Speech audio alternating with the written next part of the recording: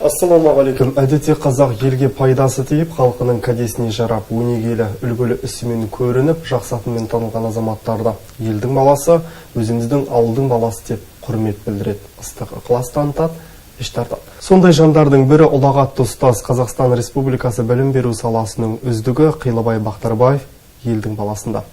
Ассалаумағалейкум аға. Енді қазан айының алғашқы аптасы ұстаздардың кәсіби мерекесі, мерекеңіз құтты болсын. Рахмет.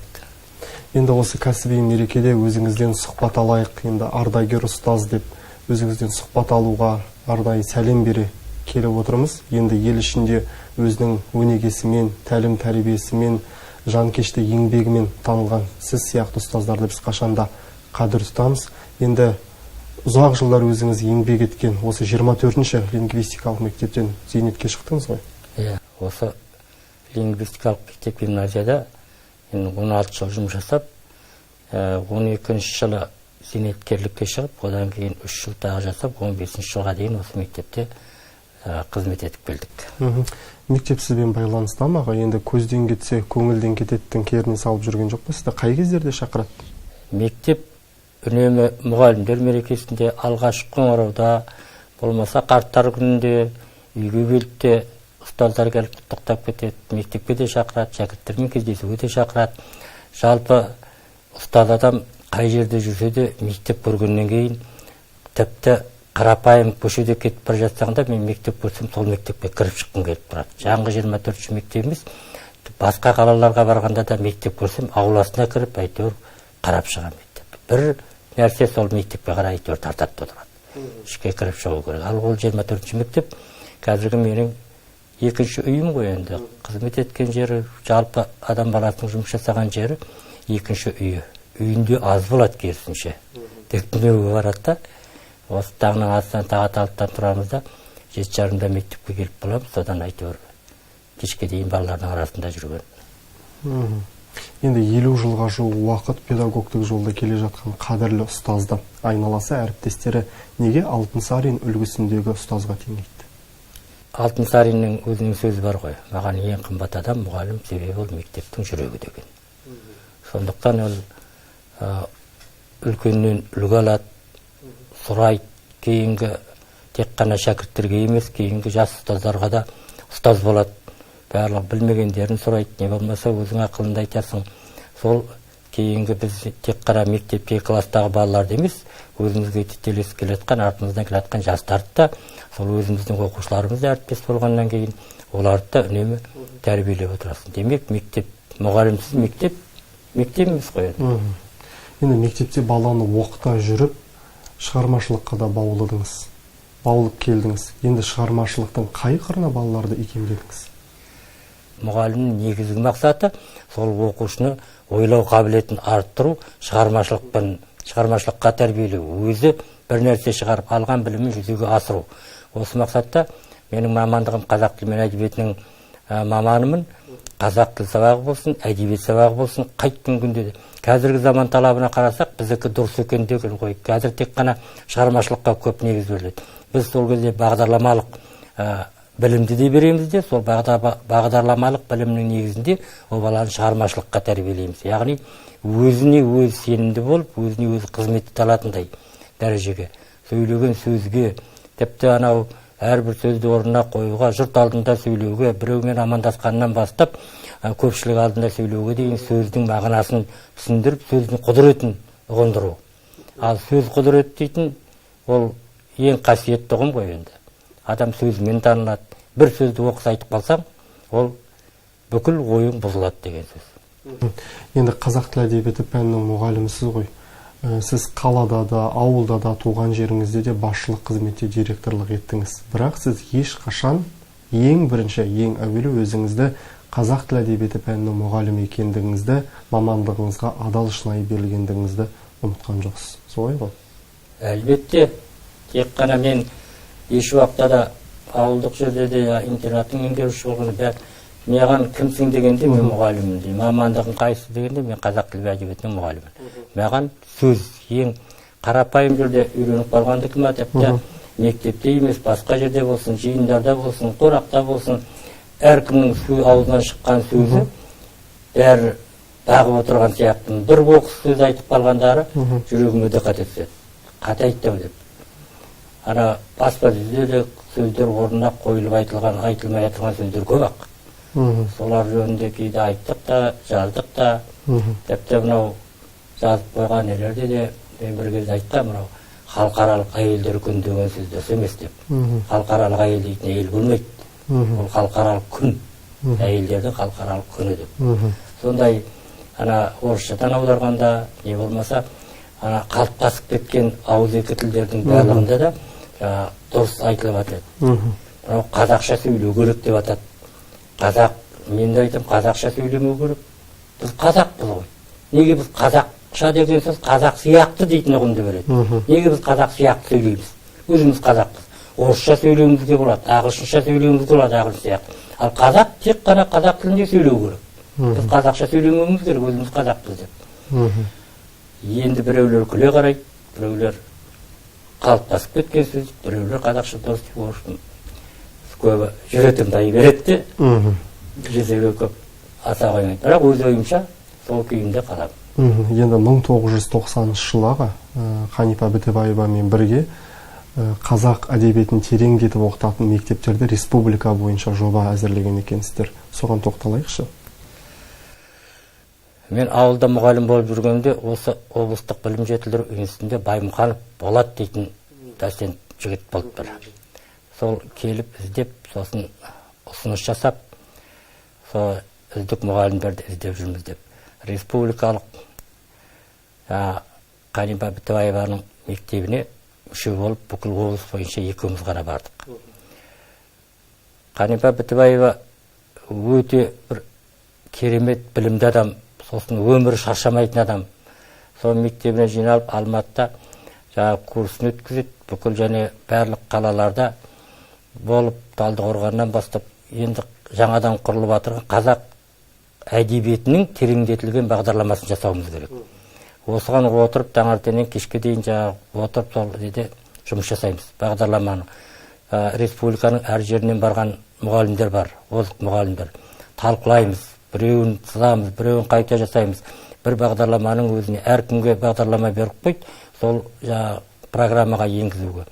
Мен Қожа берген жырау дейтінді бағдарламаны 9 кластың кітабына енгіздік, сол бекіп, содан кейін талқылағаннан кейін баспаға беріп, сол қазіргі қазақ тілі мен әдебиетін тереңдетіп оқытатын бағдарламалар, сол біздің жасаған бағдарламаларымыз. Бітібаеваның жетекшісімен Қанипаның. Енді 1994 жылы жаңа өзіңіз айтып отырған доцент Баймұхановпен бірге диктанттар мен мазмұндамалар жинағы деген жинақты шығарыпсыздар. Енді осы кезінде сол уақытта республика мектептеріне таратылды ма? Бұл сол кезде өте қажет материал болды. Себебі бұрынғы кеңес заманындағы диктанттар мен материалдар жинағы ескірген және кеңес одағын партияны мадаптаған біздің ұлттық дәстүрімізге, не болмаса ұлттық ескі қалаларымызға, тарихымызға ештеңе болған жоқ. Сондықтан бүкіл қазақтың салт санасына, тіпті мынау мал сойғандағы жіліктерді кімге тарату керек деген сияқты, жеті ата деген сияқты, ата-ананы құрметтеу, осылардың барлығына тақырыптап, осы диктанттар жинақтырдық. Мазмұндамалар жинағын жаздық жаңа үлгідегі. Ол және Бітібаеваның мектебінде талқыланып, сосын осындан ол кезде қазіргідей баспалар толып тұрған жоқ. Бүрімен сол Болаттың жетекшілігімен сол шығып, сосын Бітібаеваның мектебіне, облыс мектептеріне таратылды. Бүкіл республикаға жететіндей көлемде шыққан жоқ. Бітібаеваның мектебіне қатысқан әрбір облыстан келген мұғалімдер ғана алып кетті де, сосын осы қала мектептеріне таратылды. Осы 24-ші лингвистикалық мектебі алғаш құрылған уақытты бұл мектеп қаңырап бос қалған. Ештеңе мұнда болмаған, тек 4 қабырғадан басқа ештеңе қалмаған. Өзіңізде бір сөзіңізде айтыңыз, сынық барда бір аяғы жоқ. Орындық пен қана біз осы мектептің көтерілуіне, қазақ балаларын тәрбиелеуге, оқытуға атсалыстық деп. Өйткені бұл мектеп бұрын орыс мектебі болған, Сол кездерді еске алайықшы. Қалай жоқтан барды құрадыңыздар? Бұл кезде, бұл 96 жылы ашылды бұл мектеп. Мына жерде көрші 3-ші мектепте 37-ші мектеп дейтін болды. 37-ші мектептен осы мектепке жаңа осы мектепті 37-ші қылып мектеп қылып берді. Бұл 24-ші мектеп еді. Мына жердегі. Содан мына мектепке директор болып жас жігіт келді. Қазір мына шығармашылық үйінде жасайды. Мен 37-ші мектепте директор едім. Сол кездегі қазақ мектептері ашылып атқан мектептердің барлығына тән ауру. Сол орыс мектептері көшіп кеткеннен кейін 4 жыл, қалғандары кітаптан бірде-бір кітап жоқ. Сосын сынық парта, бір аяғы жоқ отырғыштар. Сондай менен ол кезде өте қиын болды. Бүкіл қала мектептерінде қазақ мектептері сондай болды. Міне осы мектепте сол Нұрымжан директор болып келіп, оқушыларды қабылдады. Мен 37-ші мектепте сол жылы ашылып директор болды. 32-ші гимназияда оқушының меңгеруші едім. Өте қиын болды. 84 класс комплектісі болды. Әр класста 35-36 бала болды. Мен сол 6-шы класстың сабағына бердім, сол класста 6-шы класстың өзіне Ж классына бердім. Әрбір класстар, параллель класстар 11-12 класстар. Кішкентай ғана, қазір 37-ші мектеп, ана сол 11-ші микрорайонда балабақша. Соған аударды. Қаражат жоқ, қиын. Мына 37-ші мектеп болып берді, сосын мен Нұрымжанға келіп айттым. Ананы 24-ші мектеп қылып берді, корона. Сосын екеуміз келістік.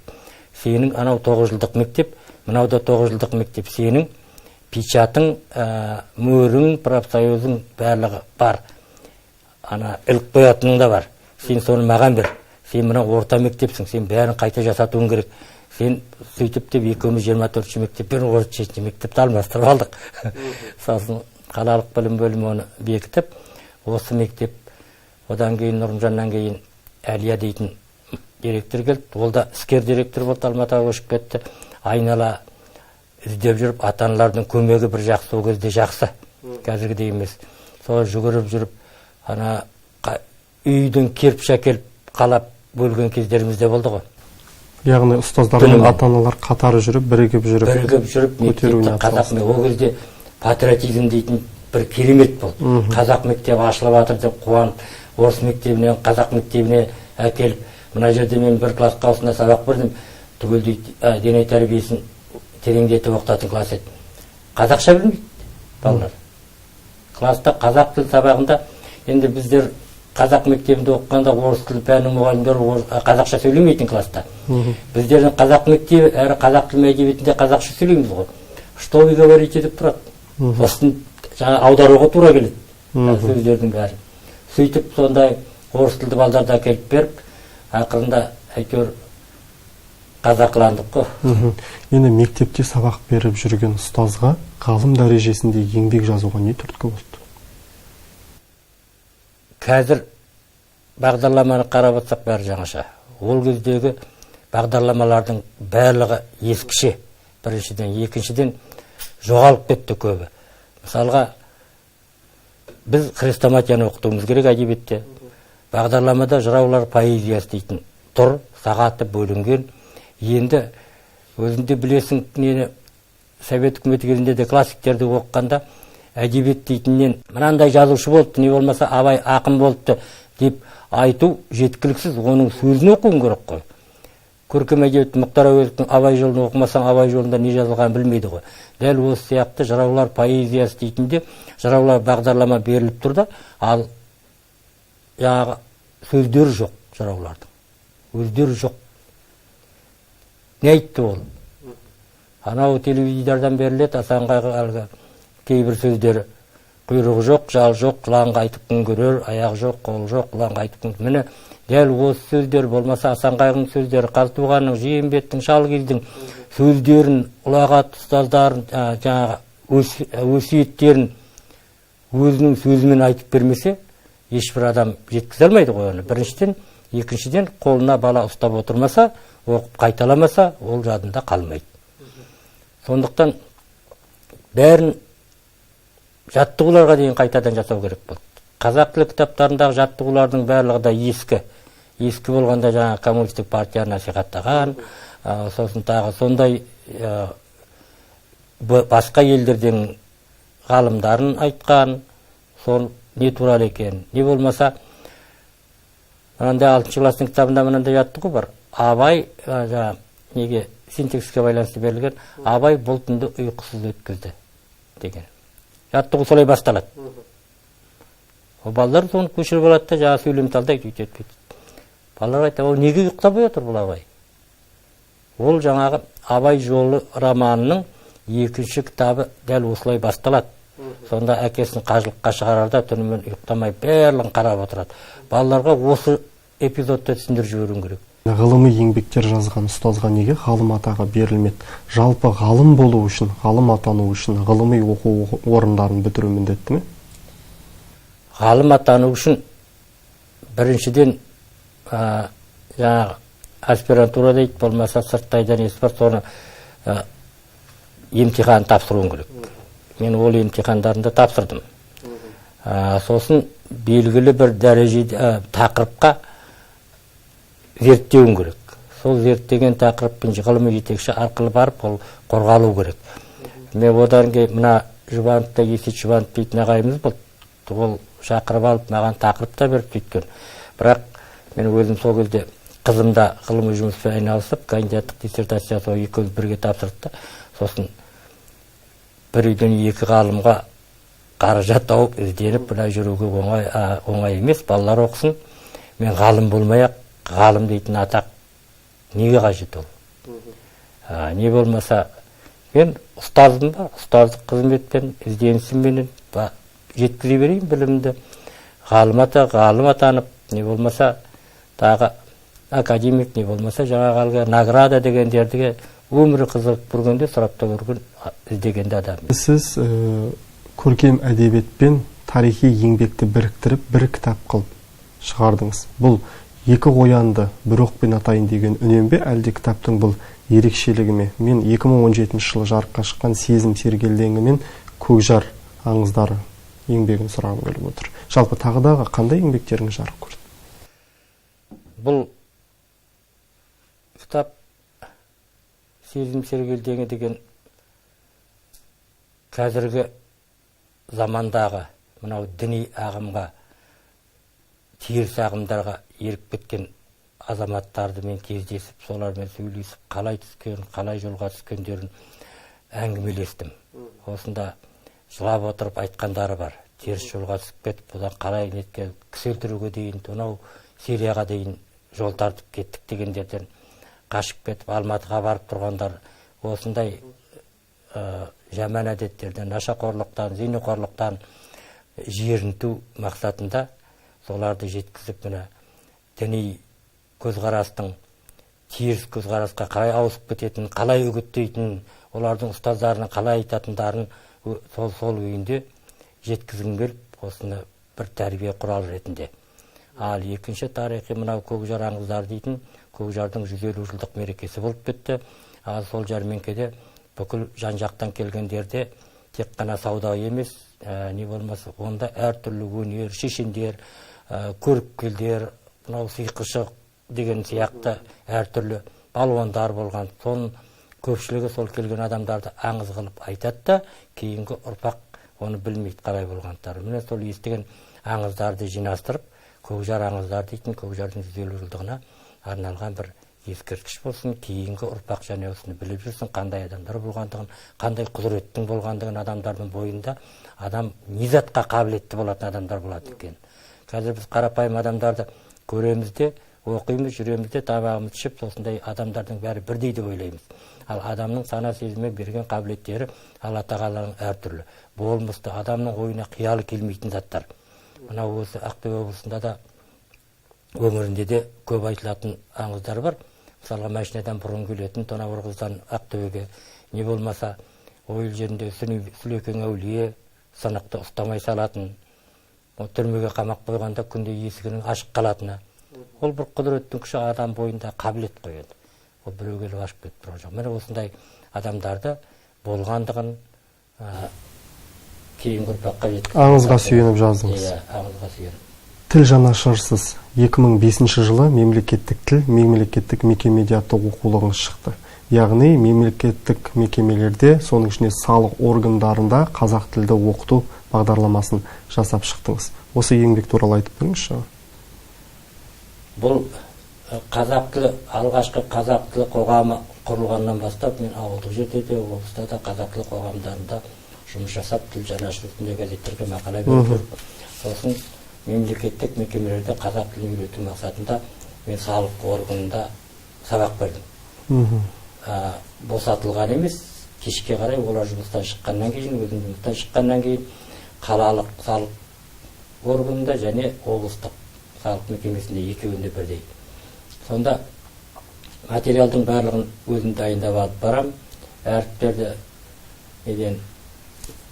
адам бастап әйтеуір үйретеміз. Кілең орыс тілді ғой, қазақ тілді, қазақтар да орыс тілді, орысы екі бастан. Солардың методикасын жасап, сосын салық органдарында енді тек қана тіл үйрету жүр тұр бар емес.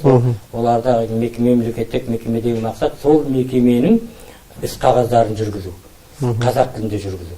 Сол мекемелердің іс қағаздарын салықшы болуға тура келіп, терминдерінің барлығын қайталап, термин кітаптардан оқып, соларды тауып, сосын мемлекеттік тіл, мемлекеттік мекемеде дейтін еңбек керек болып, сосын солар жазып, әрбір әріптеріне дейін әрқайсысына таратып, сосын сол мекеме сөйлетіп, қазақша ән айтқызып, осы облыстық мемлекеттік мекемелердің ішіндегі конкурста олар бірінші орын алды. Бір жылдың ішінде. Қазір сол жігіттердің көпшілігі Астанада салық несте, осы Мартөк ауданының салықтың жетекшісі болды. Бәрі көпшілігі сырнаймен өлең айтып, басқа ұлт өкілдері де бар салық органдарында. Ол күні аптасына екі мекемеде 3-4 рет сабақ беріп, 2 сағаттан. Сол 2 сағат сабақ беру соларға. Маған мында 5 сағат сабақ беруден қиын ғой. Олар тыңдайды жақсы, келеді, жазады. Бірақ өмір естімеген қазір маған ағылшын тіліне, араб тілін бірдеңе үйретсе, ислам қойып отырамыз ғой, суретін сала алмай. Сол сияқты. Екі бастан анау қазақтың төл дыбыстарын айту дейтін жоқ. Отан дегенді атан дейді. Мен айтам, оны айтатындар, қой, о дейтін бәрі сөздерінде келеді ғой. Неге сендер атан дейтін түйе ол? Күледі өздері сосын. Қалыптасып кеткен. Сөйтіп, сол кітапты неге келді? Соны көрсетіп, оқулық ретінде жазылды. Онда әрбір іс қағаздарының жазылуы, қалай жазылу керек, солардың барлығын кәдімгі норматив бойынша көрсетіп бердік. Енді еңбегіңізді министрлік, білім беру мекемелері келеді ме? Оларға мен жазып жатырмын, бүйтіп жатырмын, мен ешкімге ештеңе айтпаймын. Шаруам қандай, олардың шаруасы. Енді жазғаныңызды, еңбегіңізді көрді ғой, жарыққа шыққан. Көріп отыр, талай ғалымдар жазып отыр, кітаптың солардың бірі де есептейді шығар, бірақ әйтеуір жұртқа, халыққа сол кезде пайдаға асқанына әйтеуір өзім ризамын болды. Бүгінгі ұстаздарға ұстаз керек пе? Сізден көмек сұрап, тәжірибеңізге иек артып, ақыл сұрап келетін ізбасар әріптестеріңіз бар ма?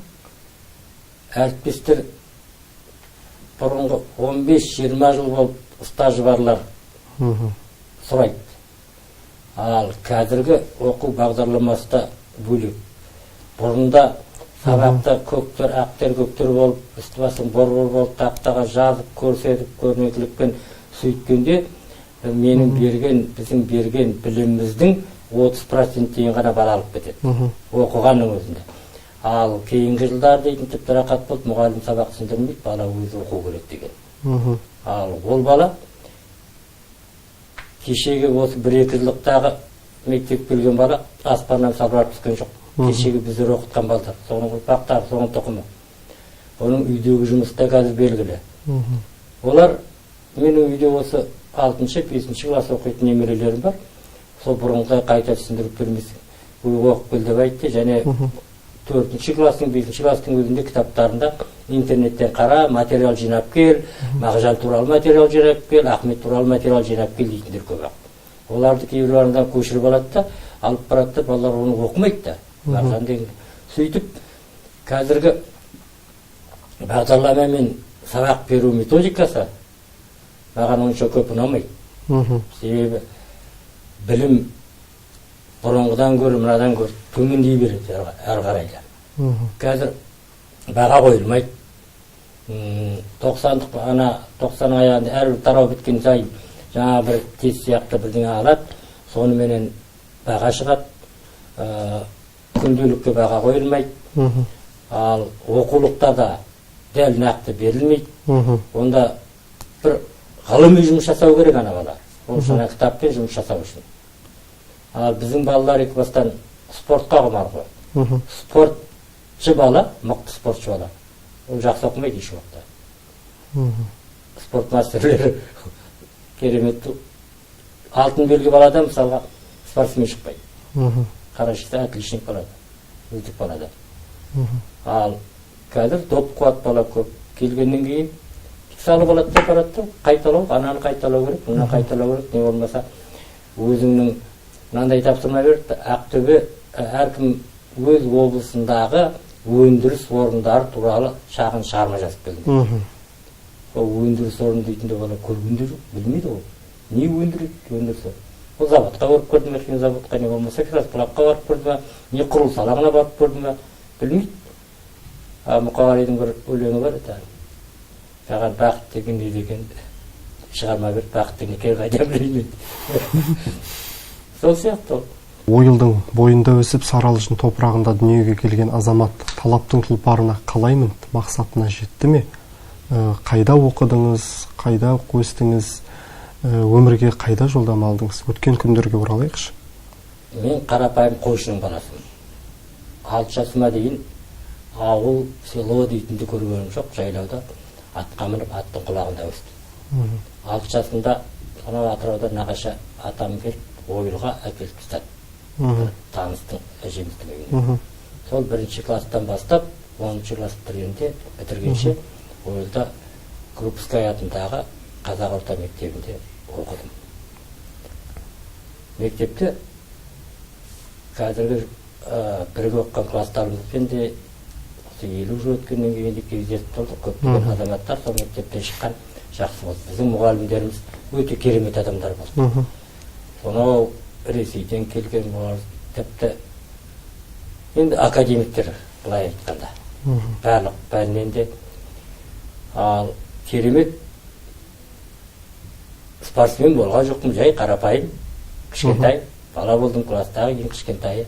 Осы мектеп бітіргеннен кейін бірақ Ақтөбеге келіп, заводқа жұмысқа тұрып, сол кезден бастап спортпен айналысып, 68 жылы армияға кетті. Осы жерде қоса кетейінші, сізді бүгінгі буын Ақтөбе халқы ұстаз деп таниды. Бірақ сіз Саралжын жұрты үшін, ойыл халқы үшін спортшы ретінде танымалсыз. Өйткені жас күніңізде ауыр атлетикадан жаңа спорт шеберлігіне үміткер болдыңыз. Одан кейін тағы бір қырыңыз волейболдан өте шебер, керемет ойнап, талай біріншіліктерге қатысып сіз чемпион болған екенсіз. Сол армиядан келгеннен кейінгі тек жатсам, тұрсам ойымнан шықпайтыны, сол спорт жөнінде балаларға үйретсем екен. Келгеннен кейін армиядан келген бойда ол кезде мамандар қат, Ақтөбеде милиция ағам бар еді, милиция ішкі істер органына орналасты. Үйге бармастан орналасып, ауылға барғаннан кейін әкешім, милиция болмайсың, халықтың қарғысына қаласың. Одан да алғыс алу керек. Сен ауыл шаруашылық, сосын басқа маман болды. Қайда барайын оқуға, ауыл шаруашылық маманы болайын? Әкем шопан қояды. Әй, ат жегілмейтін, зоотехник, мал сойылмайтын, врач не керек саған? Сен кішкентай күніңнің өзінде қолға су болғанда жұрт мұғалім бол дейтін еді. Сол алғыс еткен шығар, сен бола алсам мұғалім болды. Өзімде арманым сол еді. Ауылда 9 жылдық мектепте КСРО халық ағартушысының үздігі Жақиев Сағидолла дейтін ұстаз болды. Мен ол кісіні, мен айтам оған, менің Каминскийімдесіз, бүкіл Луаншарскийімдесіз деп педагогикаға үйреткен ең бірінші сол кісі. Сол кісі алып дене шынықтыру пәнінен мұғалім қылып қабылдады. Бірақ күнбе-күн 1 сағат, сағат жарым педагогикада лекция оқиды. Қалай жүру керек, қалай тұру керек, мұғалім барлығына үлгі киім кисе, көшедегі жүрсе, қонаққа барғандағысына дейін, мына павловичный итін болады деп, сабақ кесте істейтін болып, барлығын үйретіп, бір университетте мен сол Сағидоллағайдан бітіріп шықтым. Содан кейін осы Рыбачи қаласында Қырғызстанға 2 айлық офицерлік курсқа барып, ол кезде алғашқы әскери дайындық дейтін ашылып, соған облыстан 2 адам барып лейтенант болып соны бітіріп келдік. Сосын Темір ауданына Абай атындағы орта мектепке қайтадан сосын алғашқы әскери дайындық және дене тәрбиесінің мұғалімі болып бардым. Жаңа Сағидолла ағай сонда директор. Сөйтіп волейбол енді қалаға келген, ауылға келгеннен кейін ауретілікке қалады ғой енді. Дөңгелек темірлерді көтергенмен қаншама не жоқ, ондай. Сосын волейбол енді спорттың барлық түрімен айналыстық. Жеңіл атлетикамен де. Сосын 10 жылдан артық мен неден сабақ бердім. Спорттан дене тәрбиесінен. Сосын барып Оралдың педагогика институтына Мұхтар Шақанов айтады ғой, менің партада отырып оқыған білімім 8 жылдық деп. Оған сосын қасындағы әріптес айтады, білімсіздігінің өзін мойындағаны өзі білімділік деп. Сөйтіп Оралдың педагогикалық институтына қазақ тілі мәдениет факультетіне түсіп, ойладым, енді мен ертең жасым ұлғаяр, 50-ге келем, 60-ға келем, балдармен бірге доп қуып жүруге әлім келмес. Өзің сабақ бере алмағаннан кейін, өзің көрсете алмағаннан кейін, ондай мұғалім құрып естейін. Ана турникке тартыла алмаса мұғалім, переворот не гимнастикалық жаттығулар жасай алмаса, не өзі доп қабылдай алмаса, өзі 60-ын асқаннан кейін ондай жасай алмайды, бала сенен артық болып тұрады. Ал мұғалім білімі жағынан болсын, бәр жағынан шәкірттің алдында тұру керек қой, беріп тұрғанда. Ал дене тәрбиесінің мұғалімі бала жасаған жасай алмай тұрса, ол ұзаққа бармайтын дүние ғой. Ой шал біткен дейді ғой. Сосын үлкейеміз ғой деп бір мамандық керекті өзі бала күнінен кітап құмар еді. Армияға кеткенде үлкен бір сандық кітабында шешем көшкеннен кейін қозғамаған сол. Бүкіл классиктердің кітабын кітап құмарлықпен біз оқып шықтық. Сол бір жағынан әсер етті, бәрін білетін сияқтымын, және мектепте мұғалім болып бірталайды көрдік. Енді Қазтуған қарға бойлы емес деп жүрген, өзі де аласа бойлы шымыр жігіт Қилыбай әкесі өзіне тоқтап, өзі де қалап ұстаздық жолын таңдады. Бірақ сол бетіңізбен кеткенде сізден спортшы саңлағы шығар ма? Спорт саңлағы шықпайды. Себебі ауылдық жерде республикаға барып болып келгенмен, ауылдық жерде қанша дегенмен ондай орта жоқ, жаңа бапкер жоқ, онда қаладағыдай, үлкен ортадағыдай. Мысалға біздің көптеген поэзия алыптар болсын, проза алыптар жазушыларымыз болсын, ауылдан шыққан барлығы да, бірақ ең шыңдалатын мектеп Алматы болды. Алматы. Әрі кеткенде жете алмағандардың өзі облыс орталығы болды. Сондықтан ол ауылда тұрып, сол жерден мен мастер болып, не болмаса олимпиада чемпион боламын деу аңыз. Бір ортаға тап болу керек, адам өзін шыңдау керек, көтерілу керек, іздену керек ол жұмыспен. Сонда ғана ол спортта қазір мемлекеттік қызметкерлерде сол деңгейге қойып қабілетіне қарай жоғарылата береді ғой. Сол сияқты ал мектеп мұғалімі ауылда болсын, қалада болсын, тіпті Алматыда, Астанада болсын, оларда бағдарлама біреу. Сен қайда болса да мемлекеттік бағдарламаны мына баталын бетіші бастап оқытуың керек қазақтың. Қай жерде болсаң да, бәр жерде ол бірдей. Сондықтан ол ұстазға ауылда тұрып, шебер мұғалім болу, сұраққалық артың үздік қызметкерлері болды кезінде. Бәрі де ауылда тұрған мұғалімдер, жаңа жұмысын тек көрсете білгендер, шәкірттерінің нәтижесі. Енді аға, осы жасыңызға дейін талай жерді шарлап, талай өңірде қызмет етіп, ауыл аймақты аралап талай жердің дәмін тәттіңіз. Басшылықта болдыңыз, директорлық қызмет еттіңіз. Енді осы хронология жүргізіп өтейікші, қай жерлерде еңбек еттіңіз? Жамбыл атындағы орта мектеп бол, жаңа Сағидолла ағай басқарған деген сол Сарыарқаның бір бөлімшесінде Ақкемер деген. Содан кейін жаңа Темір ауданында Абай атындағы орта мектеп бол. Сосын Сарыарқа орта мектебі, Дергісәлін атындағы. Әнуар Дергісәлінің атын беруге де сол кезде атсалыстық. Сол мектепке алып беруге.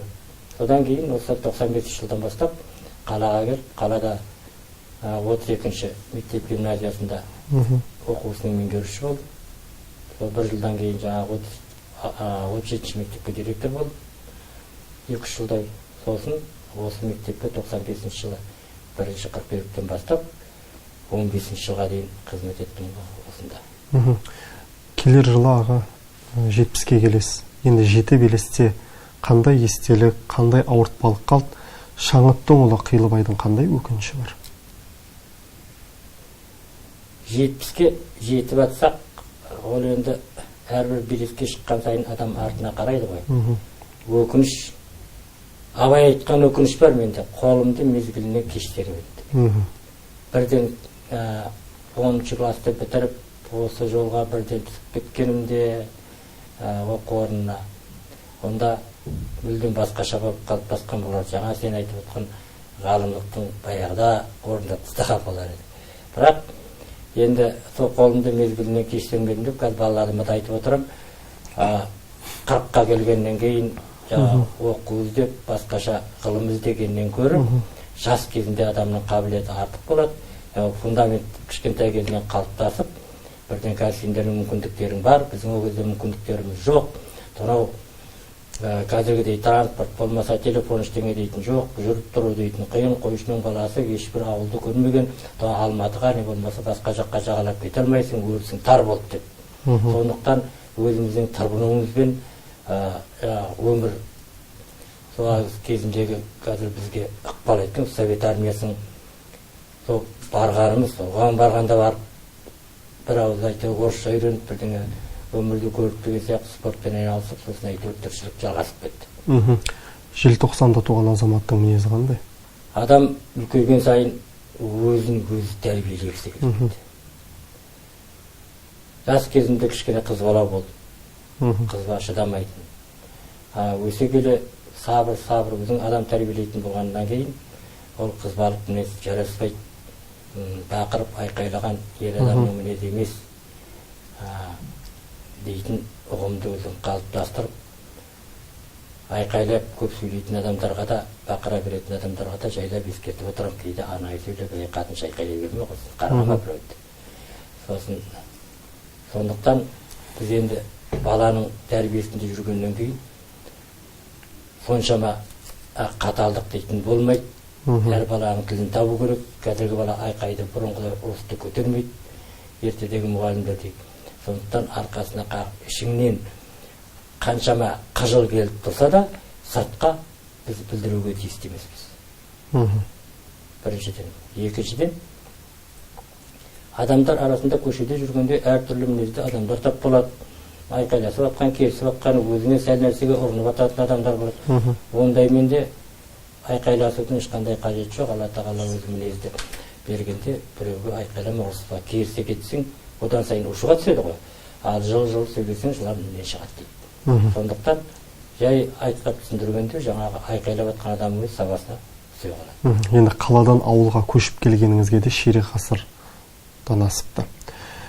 Енді қазір зейнеттесіз, ауылға қайтқыңыз келмей ме? Өйткені ақын жазушылары болсын, спорттағы, мәдениет саласында, өнерде жүргендері болсын, болмаса ел басқарып жүрген азаматтар болсын, үнемі ауыл жайлы айтып, ностальгия соғып отырады.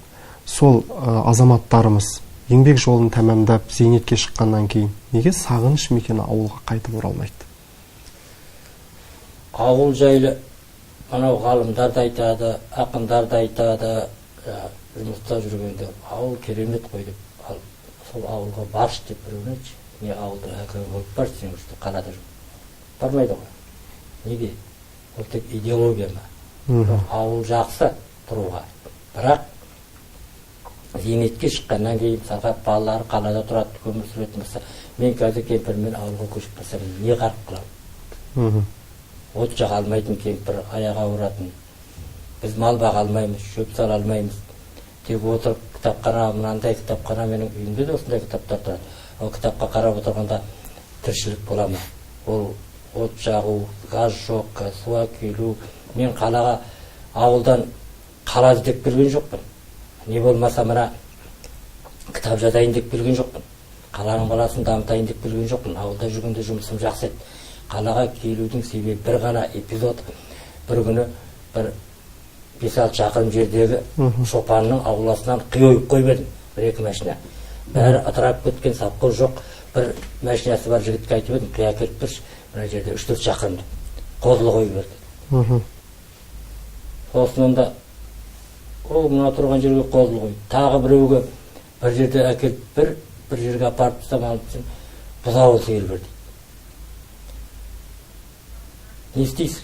Бүкіл баяғы сапқыл тексін қанын қайнап кетті, ертеңіне Ақтөбеге автобусқа мініп алдым деді, тайды. Келіп облыстық білім басқармасының басшысы есіркеп Амангелді дейтін бар, соған айттым, мен қалаға келдім деді.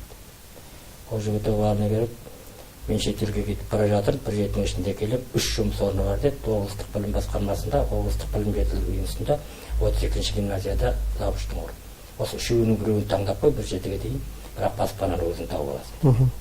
Рахмет дедім. Содан кейін мен облыстық білім басқармасына карьер қылсам, мысалға соған барады. Ал айлығына салыстырып барсам, сол кездегі айлық 5.000 теңге, ең жоғарысы жаңағы 32-ші гимназияда екен. Аналардікі 3.000, 4.000 екен. Сөйтіп кетіп қалдым. Күнкөрістің қиындығынан, жаңағы адамдардың бейілінің тарыла бастағандығынан, сосын қашан мен қаппен қалап жүрем, өзім мұғалім, қай жерден отын іздеп жүрем, 5-6 балам бар, оны қалай бағамын деп қалаға келіп, бірақ жұмысыма өзім сенімді болдым. Қай жерге барсам да өзім мамандығым бойынша атқарылатыныма. Енді қатар құрбы, нағашы, жиендік әзілге келгенде қамшы салдырмайды екенсіз, тапқыр әрі жүйрік дейді. Осы өзінің жөнімен, ретімен айтылатын қазақтың қалжыңы, қағытпа әзілдері азайып бара жатқан жоқ па? Қалып бара жатқан жоқ па жалпы?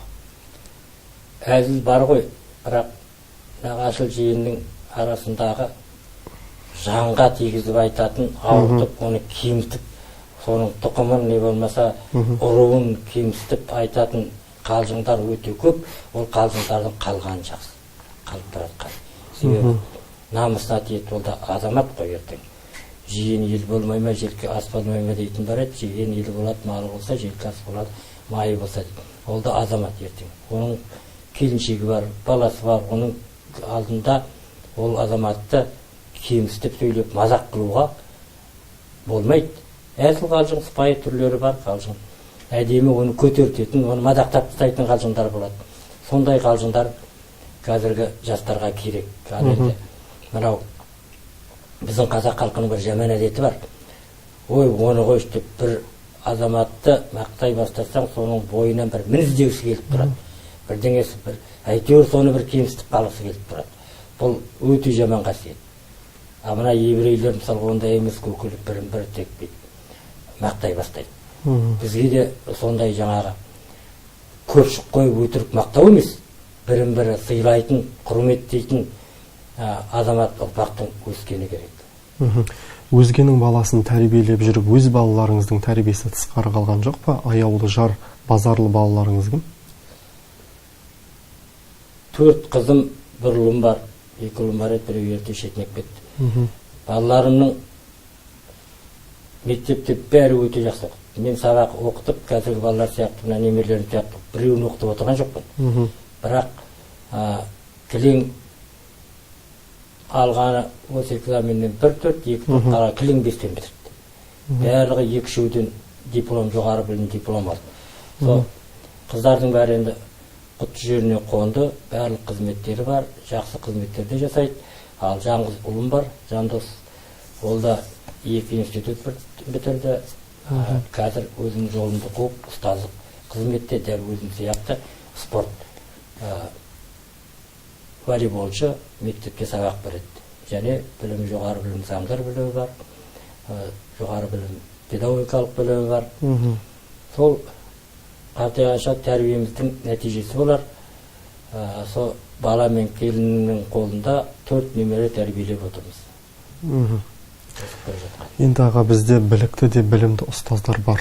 Оны жоққа шығаруға болмайды.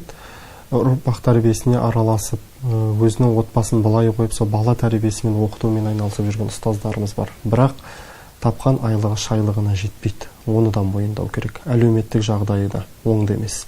Енді елбасының соңғы айтқан жолдауы жұбаныш бола алды ма? Мұғалімдер мәртебесі туралы айтайықшы. Мұғалімдер мәртебесі туралы Қазақстанда басқа елдермен салыстырып көргенде біз ешқандай мақтана алмаймыз. Бұрыннан кеңес одағы кезінде де біздің Қазақстанның ондай мәртебесі жоғары емес еді. Осында облыстық білім басқармасында Қилыбай дейтін ағай болды марқұм. Сол кеңес одағы кезінде 80-ші жылдары Прибалтикаға барып келгеннен кейін айтқан екен. Айтып еді, біз Қазақстанның мектептері Прибалтикадан 50 жыл кейін қалып қойыппыз деп. Енді оған қазір жетіп алған ештеңеміз жоқ. Жақында ғана мен басқа елдердегі мұғалімдердің, араб еліндегі мұғалімдердің айлығы мен біздің айлық салыстырмасын көрдім. Олар біздің теңгемен есептегенде айына 900 мың алады екен. Біздікі 90 мыңға жетпейді ғой. Бірақ қазіргі жастар осы материалдық жағынан ер балдар мысалға келмейді. Қазір мектептерде ер адам тәрбиесі қағырап тұр. Жоқ. Жаңа мен осы мектептен бір информатик мұғалім биыл келген екен, көріп мәз болып қалдым. Өте білімді азамат екен. Ер адам келген екен деп. Сосын қазір ер адамдар дене шынықтыруменен технологияда кейбіреу бар, қалғандары жоқ қой көп мектептерде. Міне осы тұрғыдан келгенде жаңағы айлықтың жоқтығынан, аздығынан, күнкөрістің қиындығынан жастар қатарынан қалғысы келмейді. Ана өздерінің құрбылары ана жерде жүргенде оның үйде сондай бұл себебі қонаққа бәріне бірге барады. Оған айлық, бұл қазіргі айлық емес, көтеріп жатқанда, мына пленка деп жатқанда, ол бәріне бірдей 30%-тен көтеріліп жатқан жоқ. Ал біздің кезімізде біз енді біздің кезімізде де әртүрлі мұғалімдер болды. Мұғалімдікке күнкөріс үшін келгендер де, қызмет үшін келгендер де, шын беріліп келгендер де болды. Біздер, менің жолдастарым бар, осында мұғалім болып көп жыл жасаған директорлер де болған, Мұхамбет дейтін жігіттер бар, тағы басқа. Біздер мұғалімдікке беріліп кеткен адамбыз. Үйлі шаруасына қарама айлықтың көлемі дейтін бізге ешқандай баса ұртпайды. Қазіргі уақытта қоғамның дамуына байланысты оқушыларға тәрбие беруде, білімді игертуде күрделеніп бара жатыр. Барған сайын ғылымның жаңалығына ілесу керек, бала оны тез қабылдау керек деп ілесе алмай жатырмыз енді сөздің анығы. Біз қайда асығып бара жатырмыз? Бізді біреу қуып бара жатыр ма? Жалпы ұстаздың міндеті не болу керек? Бізді асықпауға болмайды. Асықпай жүре беруге болады. Бірақ осы күйімізде бұрынғы қалпымыздан асықпай жүре берсек, баяғы 18-ші ғасыр, одан кейін 17-ші ғасырға жайлап шегіне береміз. Себебі қоғам дамып бара жатыр. Ғылым дамып бара жатыр. Қазіргі, мен айтайын сізге, 25-30-дағы ата-аналарды айтпай қояйын. 50-ге келген, 55-ге келген ата-аналар, кәдімгі үлкен қызметте жүргендер. Ана 6-7 класс оқушының баласына ілесе алмайды. Компьютерден, сотка, ұялы телефондардан, мынаны жасап берші деп соған жағынан. Не төндіріп қойшы, өйтші-бүйтші. Демек анау технология озып барады. Ара бүкіл интернеттегі материалдарды, қызықтарды, қазіргі жас кішкентай балдар пайдалысын қарамайды, пайдасын қарайды. Не болмаса, не болып жатқандарын қарайды. Бүкіл олар ана үлкен ата-әжесінен озып бара жатыр. Демек, ұстаз одан қалмау керек. Ұстаз оған үйретуші болу керек, керісінше. Мыналарды мен тегін қойып жатқан жоқ. Осылардың бәрінде әуелі ұстаз меңгеру керек. Міне үштілділік дейтін келе жатыр. Бұл үштілділік бәлендей нәтиже береді деп мен айта алмаймын. Себебі бірінші класстан бастап қазір ағылшын тіл жүреді. Ертең балабақшадан кіргізейін деп жатыр.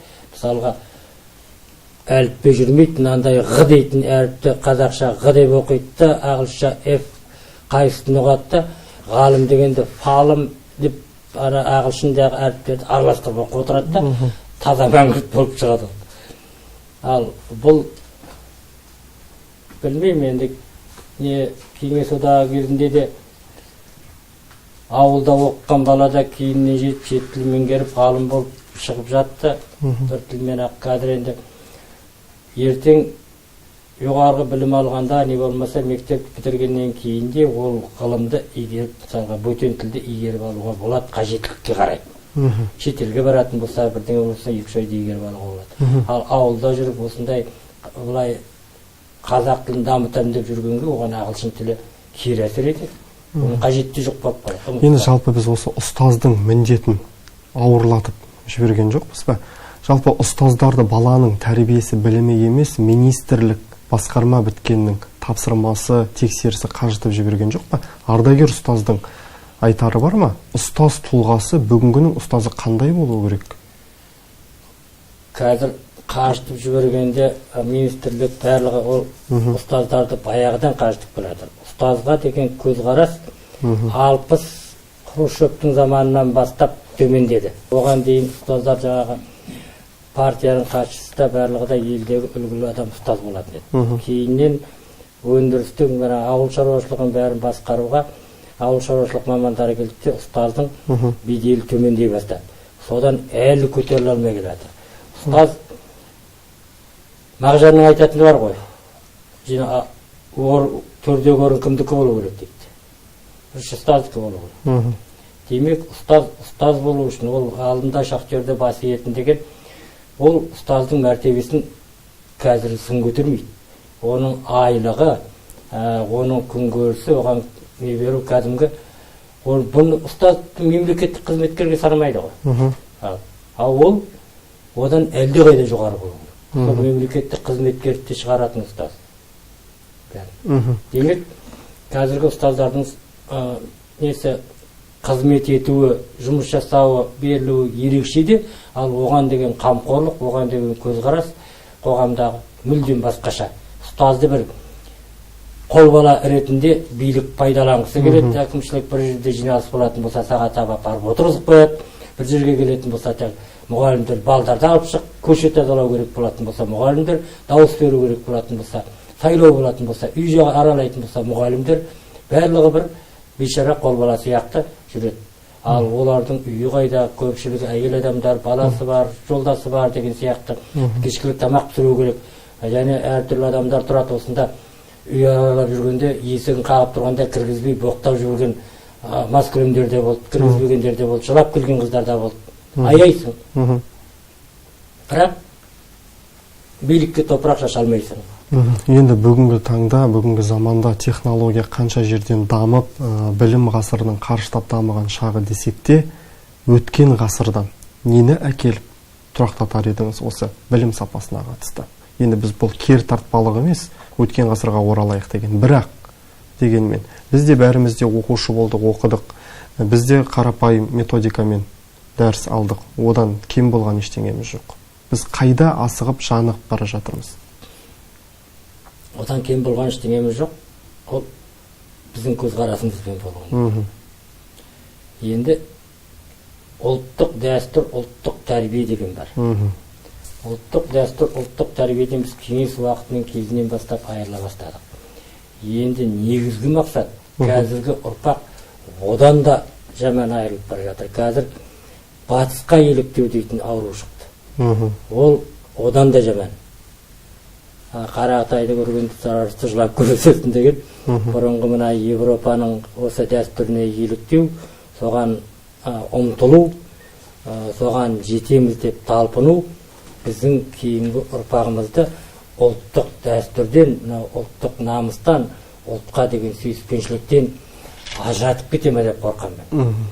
Қазіргі соның өзінде мына жаңағы сіз айтып отқан 90-95 жылдары қазақ тілі қоғам, қазақ тіліне дейтін ұмтылыс керемет болып еді. Мемлекеттік дәрежеде президенттен бастап қазақпен қазақша сөйлессін деген талаптар қойып, заңдар шығып еді. Сол ұлттық дәстүр, ұлттық тәрбиені кітаптарда енгізеді, бірақ біз оның жеріне жеткізіп әлі жеткізе алмай жатырмыз. Себебі қоғамдағы ағыс бөлек кетіп бара жатқан. Ал ол соған міндетті түрде орта дейтін адамды алып кетеді ғой. Қандай ортаға тап боласыз, сол кетесіз. Енді біз аға қазір дабыл қағып жүрміз ғой, бала бақшаға барсаң, әйел тәрбиешілер, кейін мектепте мұғалімдер де, әйел мұғалімдер, кейін оқу орнына түссе де сол әйел мұғалімдер енді біз ер азаматтың мұғалім ретінде көру үшін мектептен қандай қарекет қылуымыз керек? Қайткенде олардың беделін көтеріп осы ұстаздыққа бетін бұра аламыз. Ер адамдардың ұстаздыққа бетін бұруға болады. Ол үшін мемлекет қамқор болу керек. Олардың жалақысы ана жоғары қызметтегі адамдардың жалақысынан кем болмау керек. Олардың білімі сай болу керек қой. Келетін ер азамат, мектепке келген жігіт, азамат өзі отбасын толық ұстай алатындай, және кез келген қоғамдық ортаға барғанда мен мұғаліммін деп қысылмай айта алатындай, шалқайып отыратындай дәрежеде болу керек. Сонда ғана олар келеді, және білімді адамдар келеді. Мұғалімнің әлеуметтік жағдайы дұрысталса, білімнің беталысы да дұрысталады дейсіз ғой? Әңгіме жоқ. Бізде Қазақстан бойынша ғылымға да ақша бәленбай миллиард бөлініп жатыр дейді. Мысалы мектеп білімге бөлінді деп жылма-жыл тыңдаймыз, бәленбай миллиард деп. Мен қарап отырам, сол миллиардтардың барлығы білімге бөлініп жатқан миллиард емес, мектеп салдық өйтті, ол құрылысқа бөлініп жатқан. Мектептің зданиесін жаңа құрылысын салып қойған, ол білім емес қой. Оған білімге бөлінген ақшадан салып. Оған білімге бөлініп жатыр дейді. Оған бөлініп жатқан жоқ. Мына мектеп директорлерімен шын ашық құпия түрде сөйлесіп көрсең, зар жылайды бәріне. Ештеңе қағазға дейін өздері сатып алады. Бөлініп жатыр ештеңе жоқ. Демек, ондай жағдайда ер адам қалай мектепке келеді? Қалай бағады? 40 мыңмен, 50 мыңмен жас мұғалім, категориясы жоқ. Оған жоғары білім бар ма? Мынандай жаңағы талап, нағыз ынталы адамдарды айлығын көтеріп, әлеуметтік жағдайын көтерсе, таласады мұғалімдікке келуге. Және оны конкурспен алуға болады. Мемлекеттік қызметке сияқты. Сен қазақ тілі мамансың ба? Бүкіл тіл таласынан жаңағы не әдебиеттен, не болмаса информациясын бәрін білесің ба? Бағдарламаны білесің ба? Қалай оны кәдімгі талдап тұрып алуға болады. Аға, енді ұлтты тәрбиелеп жүрген ұстаздар мерекесіне бір ауыз тілегіңіз. Ұстаздардың мынау қиында, қазіргі жағдайда, алмаған жағдайда дендерінің сау болып, бала тәрбиесінде жетістіктерге жетіп, әлеуметтік жағдайымен ұстазға деген көзқарастың өсуіне тілектеспін. Ұстаздар мемлекеттік қызметті қалыптастырушы адамдар, сондықтан мемлекеттік қызметкерлермен тең дәрежеде болса екен, және оны да мемлекеттік қызметкер деп санаса, мемлекеттік қызметкер ретінде соларға қойылатын талаптар қойылса, ұстаздың беделі артар еді деп, беделдеріңіз арта берсін дегім келеді. Қилыбай Шаңғытұлы, енді бүгінгі кәсіби мерекеңізбен сізді құттықтаймыз. Ұрпақ тәрбиелеуде, ұлт тәрбиелеуде, ұстаздық етуден жалықпаңыз дейміз. Деніңізге саулық, отбасыңызға амандық, қажырлы қайрат тілейміз. Рахмет айналайын. Көп жаса, бақытты болыңдар, сіздер де отбасыларыңа аман болсын. Мерекеден мерекеге аман сау жете беріңдер. Рахмет. Құтты өңірге үлес қосып, елдің бір қажетіне жарап, адамдарына қолғабыс етіп отыруды бүгінгі біздің кейіпкеріміз өзіне парыз санайды. Кім-кімде өскен, өнген ортаға бүйрегі бұрып, көңілі елжіреп тұратыны анық. Саналы ғұмырын ұстаздыққа арнап, ұрпақ тәрбиелеуде ерен еңбек сіңірген Қилыбай Бақтарбаев біздің осындай мақтан тұтар елдің баласы. Оның бүгінгі берген сұхбаты туған жерге деген ыстық ықыласы, өскен өңірге деген құрметі. Елдің балалары есен жүрсін, есендікте жүздескенше.